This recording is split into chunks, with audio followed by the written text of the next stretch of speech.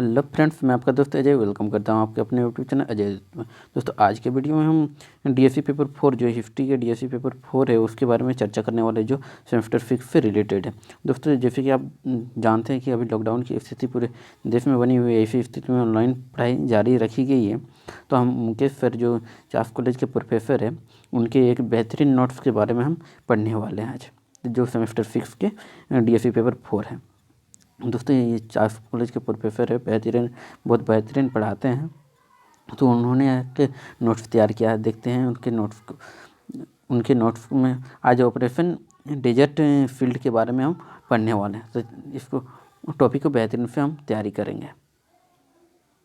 पश्चिम की प्रमुख समस्या यह थी कि इराक ने सऊदी अरब के लिए काफ़ी खतरा पैदा कर दिया था।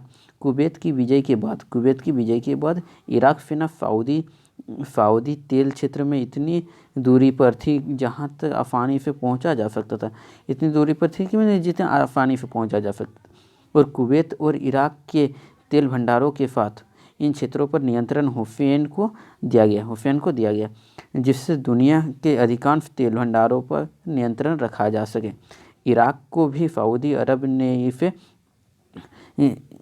से कई समस्या थी। सऊदी अरब से कई समस्या थी। किसको? इराक को सऊदी अरब से कई समस्या थी। सऊदी अरब ने इराक को इसके ईरान के साथ युद्ध के दौरान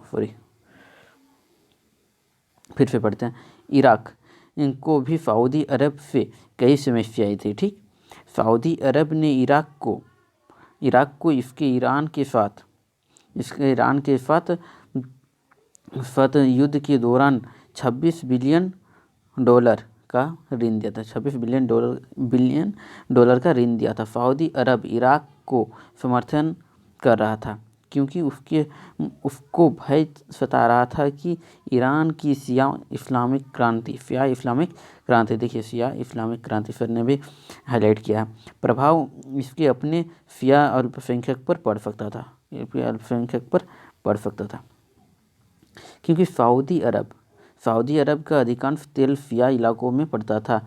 युद्ध के बाद सद्दाम हुसैन ने महसूस किया कि उसे ऋण वापस नहीं चुकाना चाहिए, क्योंकि उसने ईरान को रोककर सऊदी अरब की मदद की। ईरान को रोककर किसकी मदद की? सऊदी अरब की मदद की। कुवैत की अपनी विजय के तुरंत बाद हुसैन ने सऊदी साम्राज्य पर मौखिक हमला किया। ठीक, हमला शुरू कर दिया। उसने तर्क दिया कि संयुक्त राज्य अमेरिका के द्वारा समर्थित सऊदी राज्य मक्का और मदीना के पवित्र शहरों का एक अयोग्य तथा नाजायज अभिभावक है। उसने इस्लामी समूहों की भाषाओं को भी इसमें जोड़ा। ठीक, जिन्होंने हाल में अफगानिस्तान में लड़ाई कर चुके थे, और ईरान ने सऊदी पर हमले करने के लिए इनका बहुत प्रयोग किया। ठीक, अब आगे देखते हैं।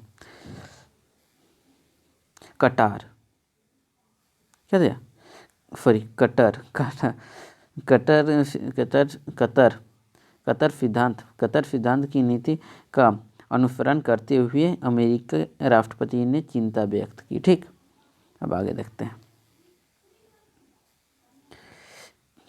कभी भी ईरान सेना सऊदी अरब पर हमला कर सकती थी।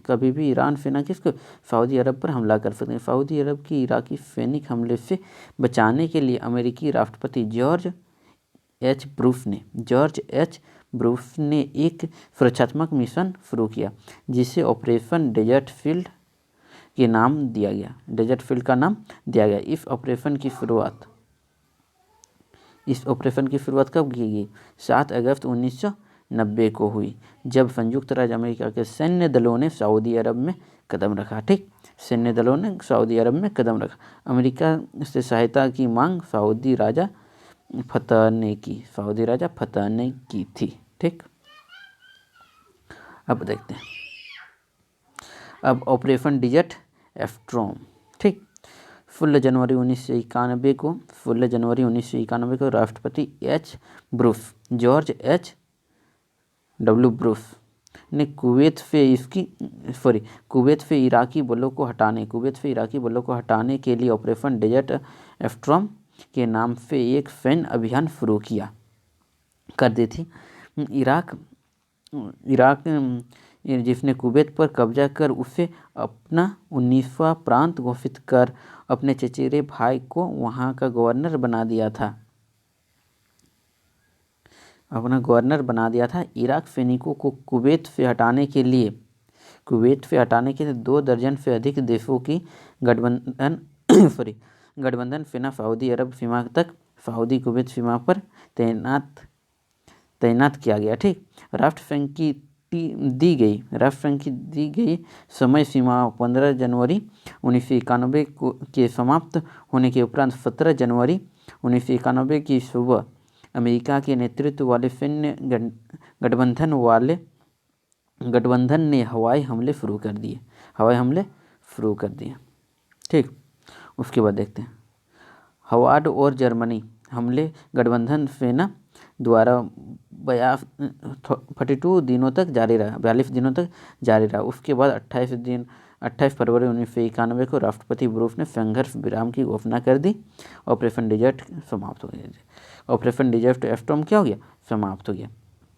ठीक, तो आप लोगों ने देखा कि हम लोगों ने आज ऑपरेशन डेजर्ट फील्ड के बारे में चर्चा की। आगे हम इसी तरह के और एक नोट्स को लेकर आपके बीच आएंगे।